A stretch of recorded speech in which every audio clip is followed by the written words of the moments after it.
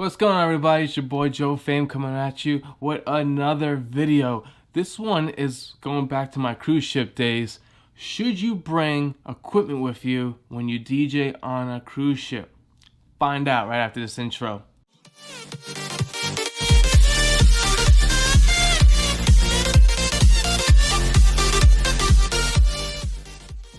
So, did you just get hired to, work on a cruise ship, to DJ on a cruise ship, and you want to know if you should bring equipment? It's something you really got to think about and choose wisely. One, do you want to carry a lot of stuff? And if you do bring equipment, I wouldn't recommend bringing the really heavy stuff because you got to lug it. So if you're not trying to lug a lot of equipment, I would say maybe downgrade to a smaller setup just to make it easier for you. But yes, you should bring equipment on a cruise ship, and this is why. Because when I got hired, they told me they have equipment on board. They said, oh yeah, we got great equipment on board. All you need to do is bring your laptop and music. I ask 100 times before I left, are you sure that I don't need to bring my setup on the boat or on the vessel? And they said, no, we have everything here. Please bring your laptop and your music. So I said, okay, less stuff to carry the better, because I really didn't honestly want to lug my equipment for this contract, especially since I knew it was kind of more of a crew staff DJ position instead of like being a guest entertainer DJ position. So I think if I was a guest entertainer DJ, I would have brought my setup knowing, okay, I was going to do a lot more DJing. As a crew staff DJ, they told me I was going to be doing other duties, so I wasn't too sure how much DJing I was going to do, and luckily I learned the hard way. I didn't DJ as much as I thought I was going to.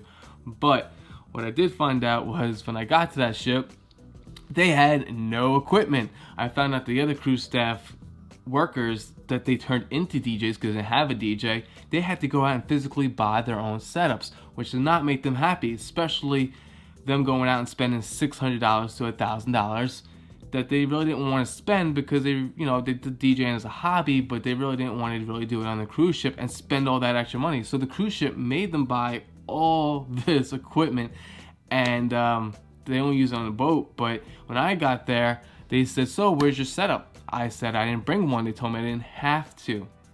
And that's when the whole thing started escalating really bad. So like, well, how are you going to DJ? I'm like, well, that's what I want to know, because I was told I didn't have to bring anything. So in the beginning, they're like, okay, can you find us something cheap? So I'm going to tell you a quick little story. So I was like, okay, well, what's your budget? They really want to give me a budget. Like, what's the cheapest? They tried pulling out the Newmark DJ to go, which I do have, which I use to DJ on the yacht, which is awesome.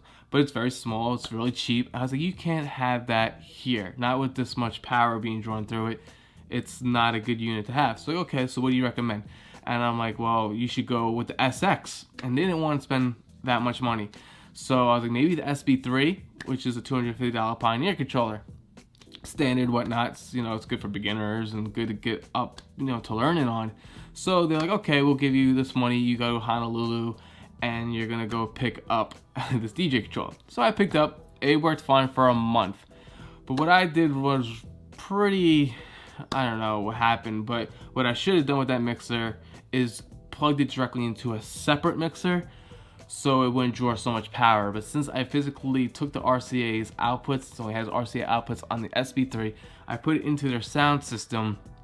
After 30 days, the 31st day, the day after return policy, the board fried out. I was in the middle of doing a dance set and the whole board just powers down. I thought it was my laptop. I didn't know what was going on. I looked at the board, I saw there was no lights on. So I unplugged it. Everyone in dance was like, what's going on? So when I replugged it back in, it turned back on. It was playing fine. Luckily, it was at the end of the night regardless anyway. And then I started smelling smoke. Next thing you know, after I knew I could leave pretty early because the club died out early, physically the SB3 started smoking. I saw a little steam coming out and it just smelled like burnt corrosion. So I physically unplugged it as fast as I could because I didn't want to start a fire, especially on a ship. And then I just cut my night short. So then I told my cruise director, I was like, listen, the board that you guys got me, which you already knew was cheap, and I told you not to buy this because anything bad can happen this way. So they realized it did fry it out. They knew they couldn't return it back to the store because it was over 31 days. And if they send it back to Pioneer, it would have been pointless, because the time they send it back to Pioneer, it would have cost them more to ship it to Pioneer, because we were in Hawaii. So they were like, that's just pointless. We're just going to take a loss on that controller and just fraud out. You're kind of out of luck. So for the remaining of my contract, I had to DJ internal mode. Luckily, they had a mixer in the crew bar, which we have our own little crew bar for the staff. And they have a DJ booth in there, and they bought a mixer for actually a really nice Pioneer mixer, Nexus 900 I believe it was, and it was like a $2,000 mixer. And I'm like, why is this here? Why can't I use this? And like, well, you're gonna start using that. But physically, that's all I had. It was just that mixer to blend songs for like the main party nights, and the rest of the time I just, on the slower nights, I just sat in the little DJ booth they have where they control lights, and I just played music through internal mode through my laptop, and I just plugged it into their main mixer, and I just played off internal mode. And that was a nightmare, and I did that for 3 months. So I did that 3 months straight of DJing internal mode, which was a nightmare. Luckily, it worked out fine, and luckily at that time when it happened, Serato came out with the, oh, we got this new thing, $30. It does everything internal mode for you. You can do all your effects, you can do everything. I'm like, perfect. So it made it a little bit better by just paying that $30, and I had all those features I would have if I plugged in the controller. So that helped a lot when Serato came out with that at the perfect timing is when I needed it.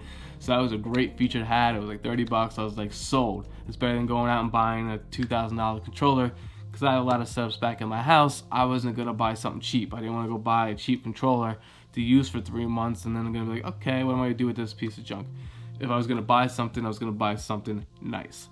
So if you get asked to go on a cruise ship, no matter how many times they said yes, yes, yes, we have equipment, still bring your own equipment. I know the luggage is horrible and carrying extra stuff is not good, especially if you're a turntable user. I know a lot of people use turntables, so bringing a turntable on a ship can be a lot, but it's gonna be worth it in the long run, because you know it's your setup, you're good to go. If anything happens, you know it's your setup, but you know your setup is good because you're using, most likely you guys are using something decent that's gonna handle. If you're going on a cruise ship and you have an SB3, or if you have a lower budget controller like a $250, $300 controller, what I recommend is plugging it directly into a mixer. Don't plug exactly into the soundboard itself on the controller, because sometimes it can't handle that much power. Sometimes people are like, oh, it should, but in reality, when you're doing a big club with a lot of sound, it's, I don't know, it's just going to be a nightmare and all, because people are going to tell you to push the volume more, because your sound's not going to have that strong loudness. So they're going to want, oh, we got to raise it up, and that's what kept happening to me. Like, it's too low, even though it was cranked up on my end, and they were trying to adjust it in the back, and like, we're really more high than we're supposed to be. So in the long run, it was kind of a nightmare. So what I recommend is definitely bring your own equipment on a cruise ship if you're DJing. Definitely, that was a life learned experience that I definitely learned. You know, people are like, well, you should know that, you know, that's a professional thing to do. You should always bring equipment, you know, that's professional. Granted, they're right. I was going to bring my own setup, but I knew that I was trying to pack light as possible. And they kept saying, oh, we have Pioneer stuff. But they didn't. That was actually the crew staff's physical products that they had to buy physically to do their job. And that's their personal equipment. So they didn't want me touching it, because A, they didn't know me, and B, they didn't want anybody touching that they had to physically buy.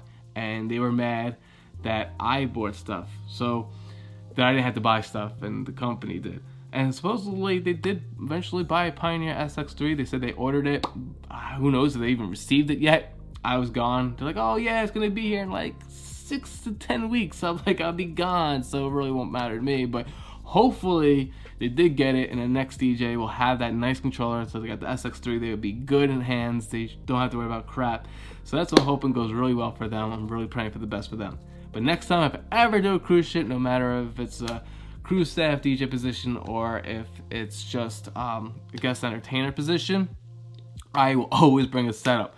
But I'm still trying to hold out on my setups, because I'm waiting for that Prime 4. So stay tuned for that Denon Prime 4, so I can do more details when I actually physically have the product in my hands, instead of just going over specs that I found online, which I guess a lot of people did not like. So it's okay, I'm still learning, but I'm just giving you, let you know. So if you want to work on a cruise ship, you want to DJ on a cruise ship, bring your own equipment, bring your own headphones. And that's going to be another video we're going to do. Do you really need headphones to DJ nowadays? we'll let you know in the next video. So hope to see you again. Make sure you like, comment, and subscribe. And I got plenty more videos coming at you. Thank you, and see you guys later. Peace.